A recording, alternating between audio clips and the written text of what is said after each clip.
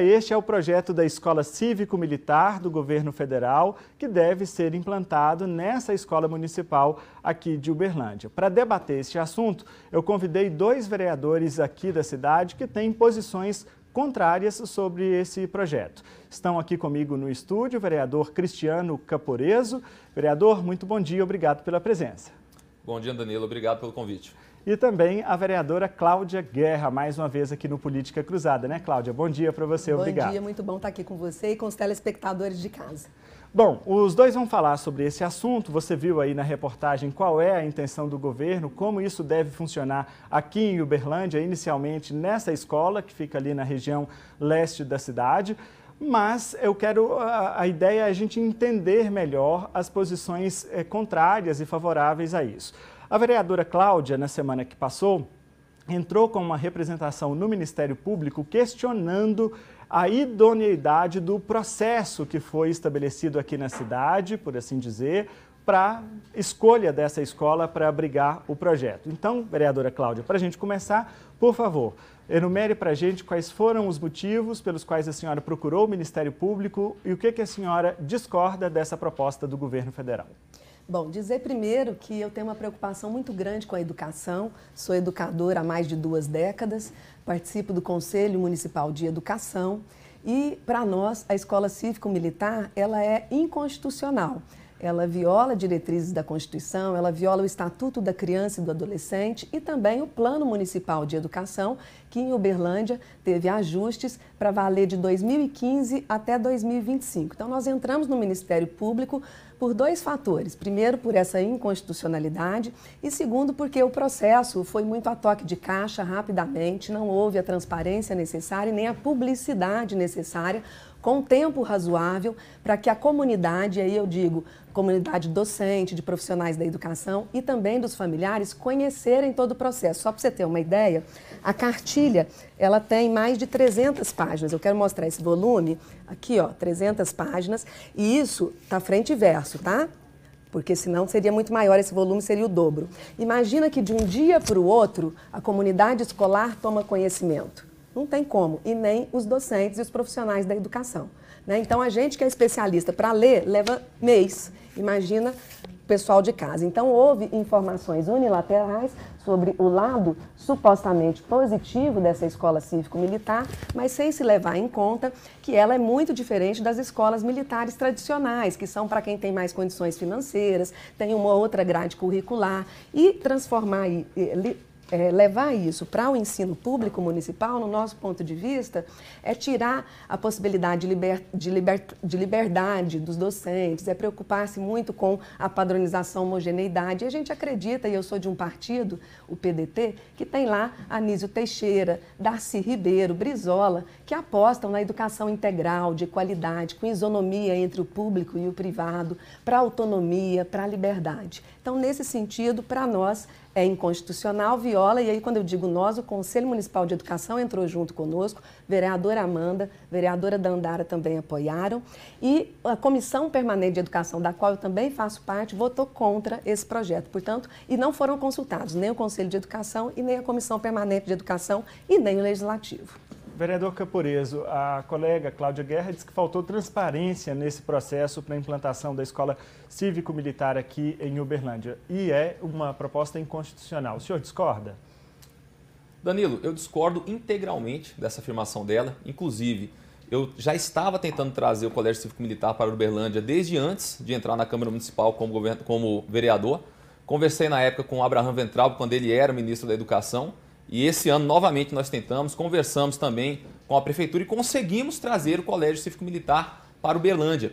É muito interessante como que parlamentares de esquerda sempre dizem defender a democracia, mas toda vez que a democracia prevalece, eles falam que existe alguma ilegalidade. Bem, nunca se viu algo como as escolas cívico-militares no Brasil. É exigência do governo federal fazer uma pesquisa pública. Será que a vereadora sabe quantos % dos pais aprovaram esse projeto para que ele fosse implementado aqui? Será que ela sabe quantos % dos docentes, dos funcionários da escola aprovaram esse projeto? Eu sei. Mais de 91% dos pais desejaram a escola cívico-militar em Uberlândia. Mais de 64% dos professores. E eu conheço esse modelo. Eu sou militar há 15 anos e eu sei muito bem como que isso é algo edificante. O que eu vou falar aqui não é achismo, são números. O abandono escolar em escolas de padrão cívico-militar é 77% menor. O número de crianças que estudam dentro da série correspondente à tua idade é 50% maior. O número de reprovações é 37,4% menor. E aqui vem o mais importante.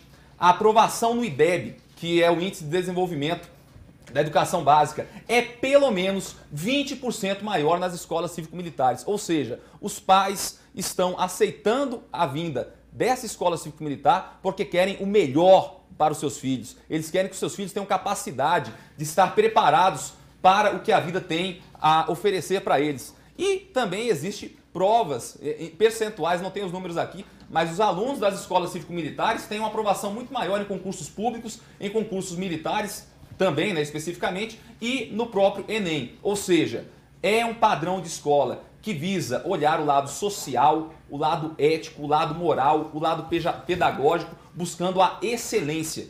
Por isso, eu tenho certeza, essas crianças serão muito beneficiadas pela escola cívico-militar. Vereadora Cláudia, o vereador Caporeso aponta aqui para a gente os índices dos colégios militares, né? Mas a senhora disse há pouco na introdução que a proposta do governo federal é diferente dos colégios militares tradicionais que a gente já está acostumado. Por quê?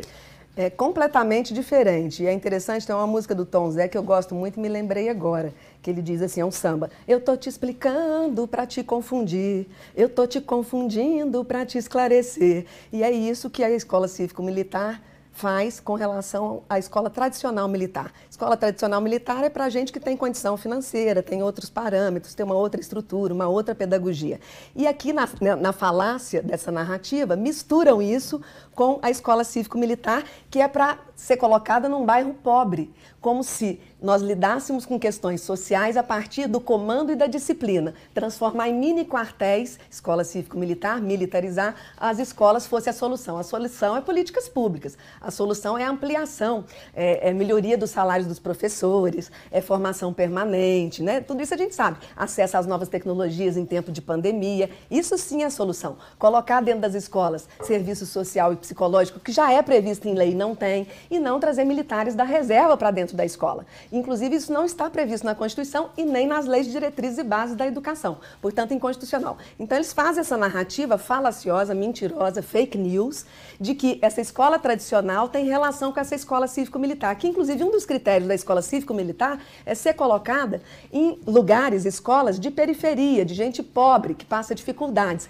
como se disciplina, punição fosse resolver problemas sociais. Então, é essa mistura e, inclusive, de deixar de ampliar e aperfeiçoar políticas públicas, e isso nos incomoda. Outra questão também falaciosa, os índices do IDEB se referem, esse índice melhor, se refere à escola tradicional militar, até porque essa escola cívico-militar é muito nova, é de 2019 para cá, agora que as coisas estão acontecendo, não tem nem diagnósticos sobre se é melhor ou pior em comparação. No Sul, por exemplo, houve a implantação dessa escola e está na Justiça também por inconstitucionalidade. Uberlândia sequer tinha aderido, não era a escola que tinha sido escolhida. Só que pela falta de adesão de outras escolas, porque é tão questionável e problemático esse programa e falacioso, que não houve adesão suficiente. Aí Uberlândia entrou, mas Uberlândia, a princípio, não era a escola cadastrada para esse programa.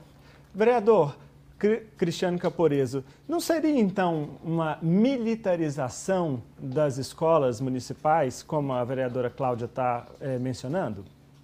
Olha, Cachete, primeiramente eu tenho que tomar posição aqui em relação ao que minha colega falou. É de um desconhecimento notório. Ela falar que as escolas são para pessoas que têm padrão mais elevado, eu sou cabo da Polícia Militar, eu recomendo que ela veja quanto é que ganha um cabo, quanto é que ganha um soldado, para falar com o mínimo de propriedade a respeito do tema.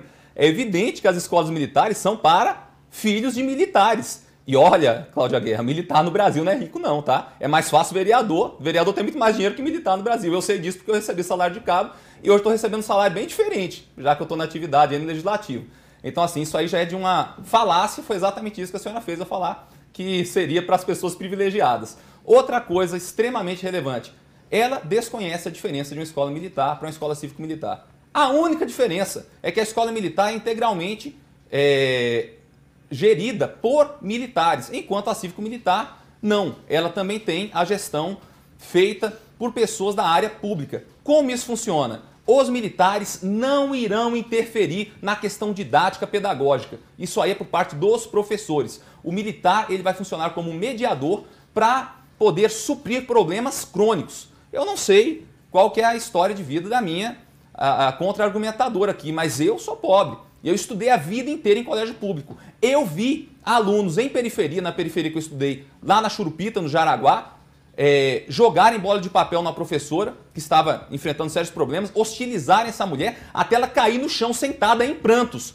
Em escola cívico-militar, isso não vai acontecer, porque os militares não vão permitir que os alunos passem por cima dos professores. Não existe educação de qualidade sem ordem, sem lei. É necessário respeitar. E não apenas isso, briga entre colegas. Quantos alunos abandonam a escola com medo de seus colegas, por sofrer bullying, por ir para um ambiente que deveria ter ali uma liberdade para melhor aprender e realizar os seus potenciais humanos, e quando chega lá é submetido à violência. Problema de drogas. Nós sabemos que os traficantes hoje em dia ficam cercando as escolas. Isso aí com certeza vai acabar. E o pai e a mãe que votaram para o Colégio Cívico-Militar em Uberlândia, repito, mais de 91%, não respeitar isso é algo completamente contrário à nossa democracia. Esses pais sabem disso. Eles sabem que os filhos estarão seguros em um ambiente saudável, nada opressivo. Quem fala que o ambiente militar é opressivo para as crianças, com certeza nunca foi lá. Como é o caso da vereadora, porque eu estive na escola. Eu trouxe aqui até mesmo um print que a vereadora fez falando que entrou contra a escola, né? Esse padrão. Nesse print ela chamou a escola de Hilda Brandão do Morumbi. Não sabe nem mesmo o nome da escola. Fui ontem na escola, falaram que ela nunca foi lá, mas quer impor as suas vontades. E ainda falando em ilegalidade. Se ela não sabe, a lei, ela fala o seguinte, que ninguém é obrigado a fazer ou deixar de fazer algo, senão em razão da lei. E não existe nada que impeça ou que seja inconstitucional no padrão cívico-militar de educação. Vereadora Cláudia, sua réplica. Então, com relação a isso é interessante porque a Escola Cívico-Militar, e no Hilda Brandão eu não só já estive, como já dei cursos e palestras. Há 30 anos eu faço isso, sou fruto de escola pública, né? E graças a Deus, Alá, Buda, Maomé, Yansan e Javé, de muita qualidade. Estudei no Enéas Guimarães, estudei no José Inácio, fiz faculdade na Universidade Federal de Uberlândia, USP de São Paulo, mestrado, e o doutorado aqui, mas eu não entendo muito de educação, não. Tenho muito ainda que aprender, estou na linha socrática. Só sei que nada sei, porque quanto mais a gente sabe, mais a gente vê que nada sabe. Mas, enfim, sou profissional da educação há décadas. E, nesse sentido, me preocupa porque essa escola cívico-militar, e não foi colocado isso no site com transparência, ela destina recursos públicos para militares, 30% em média pelos estudos que a gente fez, né? Então, recursos para militares, ao invés de recursos para a educação pública. A de qualidade que eu fiz no Enéas Guimarães, no José Inácio, na UFO, na USP em São Paulo, né? E mais, o que é interessante aqui é a preocupação com a homogeneização dos sujeitos. E a gente acredita na educação para a liberdade, na educação para a criatividade, para a inovação. É isso que o Plano Municipal diz, é isso que o Estatuto da Criança coloca também. Eu quero ler um trecho aqui da cartilha, porque eu li a cartilha, essas 300 e poucas páginas. Segundo as normas da disciplina, as alunas devem usar cabelos curtos ou, se longos, presos em trança simples ou rabo de cavalo, e saias à altura dos joelhos. Os alunos, cabelos curtos, de modo a manter visíveis os contornos das orelhas e pescoço. Isso daqui, quem elaborou isso aqui é tão ignorante com relação à educação, e o governo federal já se mostrou ignorante com relação, inclusive, a quem coloca no Ministério da Educação, que nada entende de educação, e também nos conselhos, que não conhece a realidade das escolas, né? Quer dizer, se eu estou com essa mecha aqui, eu não entraria nessa escola, por exemplo. Então, ela inviabiliza o direito à diversidade, inclusive racial e étnica, o direito à pluralidade, né? Que é fundamental ao senso crítico. Então, é um projeto de governo ideológico, como não colou o movimento Escola Sem Partido, e foi considerado inconstitucional, e a retirada de diversidade, das reflexões sobre os estudos de gênero, que pressupõe a igualdade entre masculinos e femininos, e aí sim o respeito, porque não discutir gênero implica em violência doméstica, em violência conjugal, achar que alguém é superior superior a outro, né? Então, é com base nisso, nesse parâmetro ideológico que não deu certo do movimento Escola Sem Partido, que vem agora essa falácia da escola cívico-militar, para tirar a responsabilidade do público de investimento, de formação permanente, de salários decentes para professores e de articulação entre a educação, o social, a Secretaria de Desenvolvimento Social e outras, para lidar com os problemas sociais. Não é militar que tem que lidar com problemas sociais. A escola, ela é para o indivíduo criar autonomia, senso crítico, saberes e para ser governante. Não dá para não ter isonomia. O público e o privado hoje não tem isonomia. O acesso às novas tecnologias, não tem acesso à internet, não tem acesso a equipamentos. E os equipamentos que vêm para as classes menos favorecidas, já conversei com Tânia sobre isso e a respeito muito. Inclusive, nós fizemos uma fiscalização agora em 40 escolas recentemente. E lá no início do ano foram 30, são 70 escolas que nós fiscalizamos para ver o protocolo sanitário. Então a gente conhece muito bem a realidade das escolas de Uberlândia municipais e estamos extremamente preocupados porque houve uma distorção, como vem havendo nesse governo federal, de tudo. E é ideológica, sim, até porque não existem práticas não ideológicas, práticas sem ideias, né? Todas são ideológicas. Só que queremos uma escola plural, várias ideologias, que é o que a gente tem. E não uma com uma ideologia apenas de comando e disciplina. Corpos dóceis, domesticados. Senta, levanta, vai, fica. Isso não é lidar com educação. Quem fez isso não entende nada de educação, lamentavelmente. E é um desserviço, porque é dinheiro público agora para militares, ao invés de investimento na educação pública de qualidade e universal. Vereador Caporeso, sobre essa questão levantada pela colega Cláudia Guerra da ideologia dentro da escola e considerando, inclusive, a pluralidade que o Ministério da Educação, historicamente, vem tentando implementar, como é que o senhor vê essa política dentro da escola e a partir das regras do projeto Escola Cívico-Militar? E eu queria aproveitar aqui para colocar um tempero, porque a Ordem dos Advogados do Brasil, a OAB, no estado do Paraná, inclusive procurou o governo do estado apontando isso. Olha, o projeto o projeto da Escola Cívico-Militar, ele não está dentro daqueles preceitos básicos da LDB, que é a Lei de Diretrizes e Bases da Educação. E aí eu queria que o senhor comentasse sobre isso, por favor. Primeiramente, eu tenho que falar a respeito do que disse aqui a vereadora Cláudia Guerra. É exatamente por isso que mais de 91% dos pais foram favoráveis ao Colégio Cívico Militar, porque pessoas como a Cláudia Guerra querem que a criança vá para a escola aprender ideologia de gênero. Mas não, criança tem que aprender na escola português e matemática. É isso que o pai quer que elas aprendam. E essa parte sexual é a família que deve ensinar, jamais o Estado. O Estado tem que respeitar as nossas crianças. Respeitem a pureza das nossas crianças.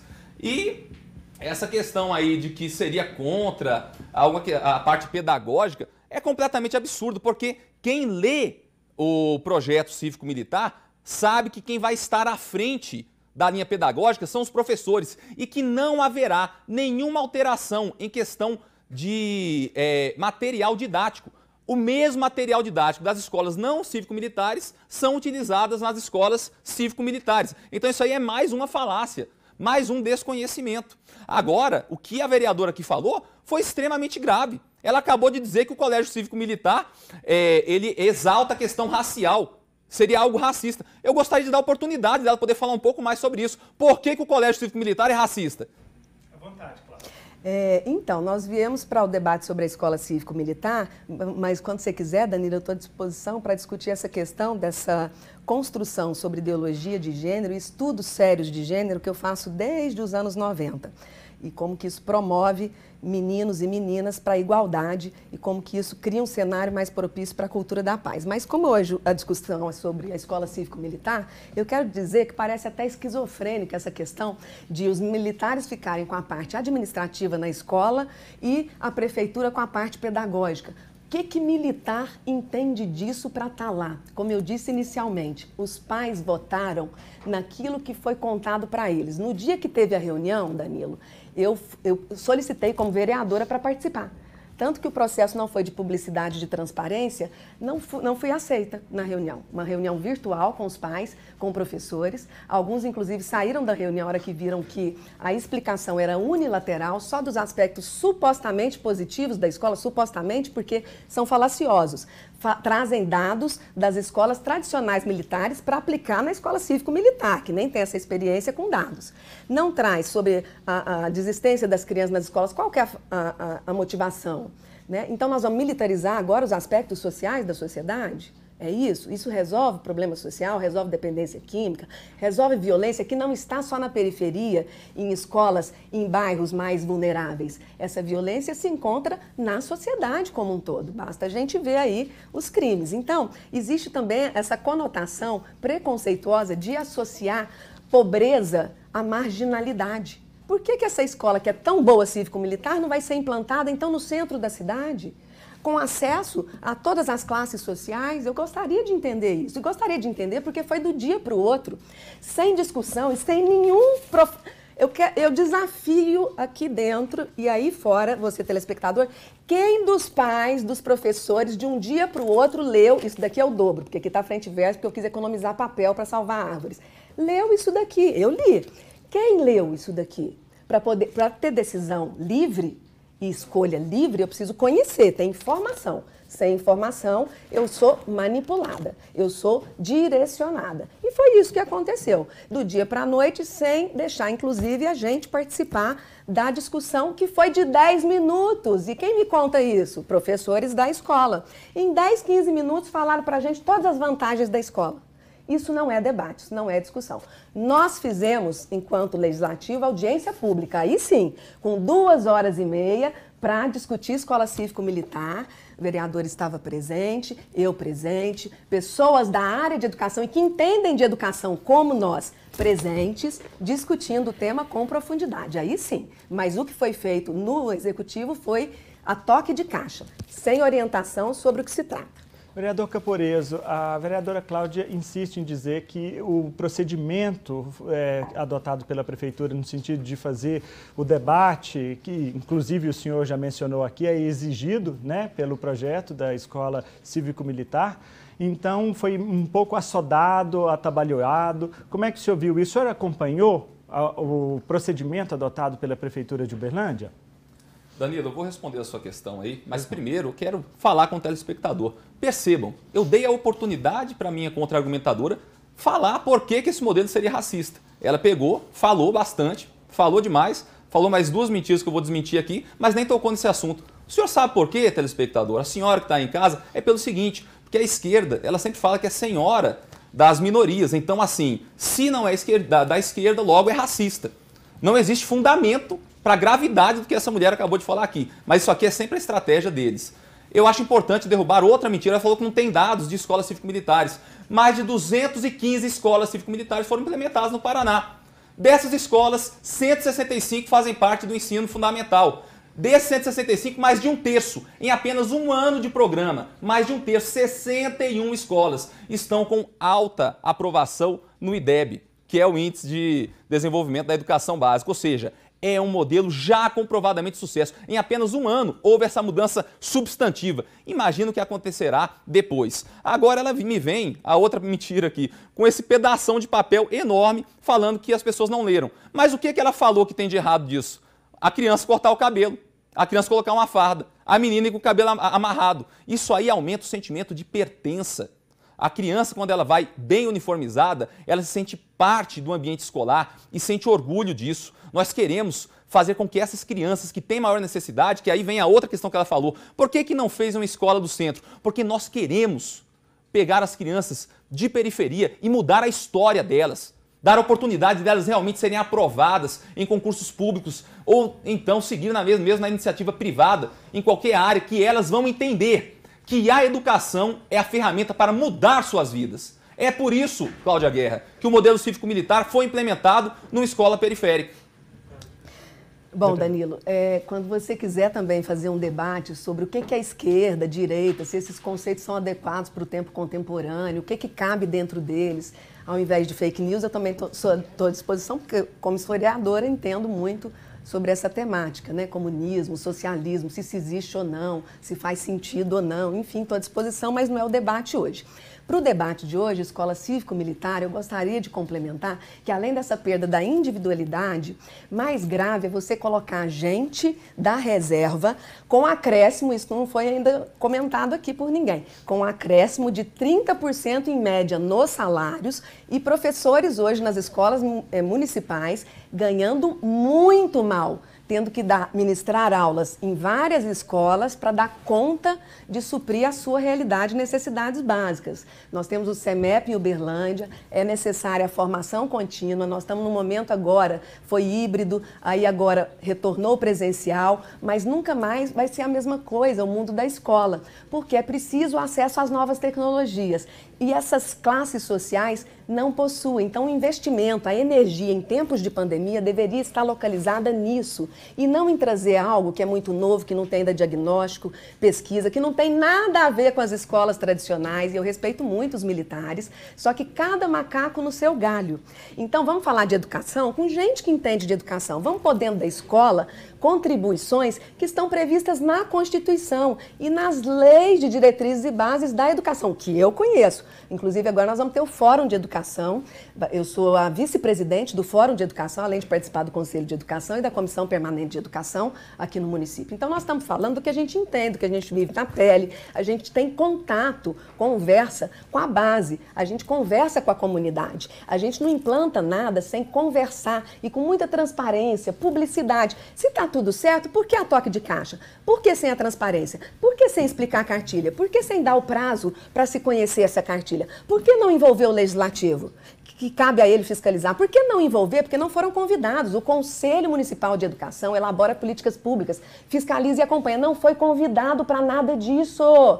O pessoal que está me assistindo sabe. Então, algo estranho tem nessa história. Porque se é tão bom, seria implementado não na periferia, seria implementado para quem tem condições financeiras no centro da cidade. Então, está tendo uma mistura aqui inadequada de querer resolver problemas sociais, lançando mão de recursos inconstitucionais que viola o ECA, que viola a lei de diretrizes orçamentárias. Essa é a grande questão. E enxotando dinheiro, recurso público, nós militares. E nada contra, só não vem usar isso como educação. Militar faz a sua tarefa no seu lugar. Na educação, a gente quer gente com formação na educação. E não sou eu que digo isso, são todos os profissionais da educação. E lá no Paraná, onde você mesmo citou a OAB, eu trouxe aqui o documento, está com o João ali, meu assessor, que eles estão na justiça também pela inconstitucionalidade, não tem se dados ainda suficientes para dizer se compensa ou não, se faz sentido ou não. Mas a minha preocupação me lembrou muito aquele filme, aquele clipe, The Wall, do Pink Floyd, as crianças todas marchando com a mesma face, padronização. Então, homogeneização não é o que a escola e a educação, relação ensino-aprendizagem prega. Eu sou na linha do Rubem Alves, depois eu cito ele. Obrigado, vereadora Cláudia Guerra. Suas considerações finais, vereador Caporeso, 30 segundinhos, depois também para a vereadora Cláudia no final. À vontade, vereador. A vereadora Cláudia Guerra respeita os militares. Ela só não respeita a vontade dos pais que escolheram, de acordo com a democracia, a escola cívico-militar, e nem dos colegas dela, professores que votaram em sua maioria para a implementação do colégio. Diversas mentiras foram faladas aqui, né, a respeito de um verdadeiro preconceito, né, The Wall, padronização, que não é isso. A questão do colégio cívico-militar realmente foi feito para as crianças mais pobres, sim, para resgatá-las, para dar a essas pessoas oportunidade, porque rico tem dinheiro suficiente para colocar o filho numa escola privada. Então, esse tipo de preocupação, nós que defendemos a escola cívico-militar, não temos. Tenho certeza, em breve, o Colégio Hilda Leão Carneiro será um exemplo para a nossa cidade de bons desempenhos na educação das nossas crianças. Obrigado, viu, vereador, pela sua presença. Obrigado, Danilo. Vereadora Cláudia, 30 segundinhos. Eu quero agradecer muito ao Danilo pela oportunidade do debate, agradecer ao vereador pelas trocas, pelo aprendizado. Quero agradecer a você que está nos assistindo e dizer que nós temos uma preocupação muito grande com a educação, como alguém que é e tem uma trajetória na educação. Então, a Escola Cívico-Militar, no nosso ponto de vista, e a implementação dela, e aí quando eu digo nosso ponto de vista, meu, de outros vereadores e vereadoras, do Conselho Municipal de Educação, da Comissão Permanente de Educação, viola a Constituição, viola o Estatuto da Criança e do Adolescente, viola a Lei de Diretrizes e Bases da Educação. E nós somos a favor de uma escola plural, que fomente o senso crítico, inclusive para que a gente saia das fakes, né, e dessas narrativas falaciosas que hoje impactam em vidas. E nesse sentido, o Rubem Alves tem uma fala maravilhosa. Ele diz: há escolas que são asas e há escolas que são gaiolas. Escolas que são asas fomentam a autonomia, a liberdade, vão lidar com o social, ampliando e aperfeiçoando políticas públicas para a universalização dessa educação. E as escolas que são gaiolas, que querem padronizar, homogeneizar, impactam na identidade dos sujeitos, na sua pluralidade, na sua inserção e de modo extremamente estereotipado e preconceituoso. Educação é para a liberdade e para a autonomia. Viva a educação. Vereadora, muito obrigado. Obrigada. Muito obrigado aos dois que estiveram aqui.